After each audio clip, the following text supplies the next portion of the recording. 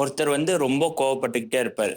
ஒரு நாள் அவங்க அப்பா பார்த்துட்டு, "தம்பி, உனக்கு எப்பல்லாம் கோவம் வருதோ, அப்பல்லாம் இந்த செவுத்துல போய் ஒரு ஆணி அடி" அப்படிங்கிறாரு. அதுக்கு அந்த பையனும் சரி அப்படிங்கிறாங்க. இதுதான் அந்த செவுரு ரொம்ப அழகா இருக்கு. சூப்பரா பெயிண்ட் பண்ணியிருக்காங்க. அந்த அந்த பையனுக்கு டெய்லியும் கோவம் வந்துகிட்டே இருக்கு. கோவத்துல அவன் ஏதாவது பேசிடுறான். சண்டை வந்துருது. பயங்கர பிரச்சனை ஆயிடுது. அவன் அதே மாரி அந்த கோவம் வரும்போதெல்லாம் அந்த செவுத்துல போய் ஒவ்வொரு ஆணியா அடிச்சுட்டு வரான். கிட்டத்தட்ட ஒரு 30 நாள் ஆகுது. 30 நாளும் ஒவ்வொரு கோவம் பட்டு 30 ஆணி அடிச்சிருக்கான். செவுரு பார்க்கறதுக்கு ரொம்ப அழகா இருக்கு. அவங்க அப்பா சொல்றாரு, "தம்பி, இத்தனை நாள் நீ இவ்வளவு கோவப்பட்டிருக்க. செவுரு பாரேன், எவ்வளவு அழகா இருந்த செவுரு எப்படி ஆயிருக்கு, அசிங்கமா இருக்கு" அப்படிங்கிறார். சரி, இப்ப நீ என்ன பண்ண? இப்பெல்லாம் கோவம் தணியுதோ, உனக்கு எப்ப கோவம் வரும்போது அந்த கோவம் தணியுதோ அப்பெல்லாம் அந்த ஆணியை எடுத்துரு அப்படிங்கிறாரு. அப்ப அந்த பையன் என்ன பண்றான், சரி ஓகே இப்படி பண்ணுவோம்னு சொல்லிட்டு ஒவ்வொரு நாளும் அதே மாதிரி கோவம் வருது, இது பண்றான். அந்த கோவம் தணியுது. தணியும் போது ஒவ்வொரு ஆணியா செவுத்துல இருந்து எல்லாத்தையும் கழட்டிடுறான். கழட்டிட்டு அந்த 30 நாள் மறுபடியும் முடிஞ்சதுக்கு அப்புறம் பாக்குறான், செவுரு ரொம்ப அலங்கோலமா அசிங்கமா இருக்கு. எவ்வளவு அழகா இருந்த செவுரு எப்படி ஆயிடுச்சுன்னு சொல்லி மனசு இது பண்றான். கோவத்துல நீ ஏதோ பேசிடுவ, ஆனா அந்த கோவம் வந்து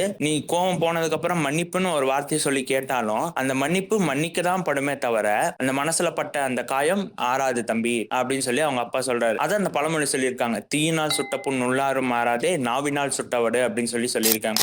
நீங்க கோவத்துல யாரை எப்படி வேணாலும் பேசிடலாம், ஆனா அந்த கோவம் முடிஞ்சதுக்கு அப்புறம் மன்னிச்சிருங்க மன்னிச்சிடுங்க அப்படின்னு சொல்லி கேட்டாலும் அவங்க என்னதான் மன்னிச்சாலும் ஒரு வேதனை இருந்துகிட்டே தான் இருக்கும். அது போலதான் யாருக்கிட்டையும் கோவத்துல வாய் விட்டுறாதீங்க, அதிகமா பேசிடாதீங்க.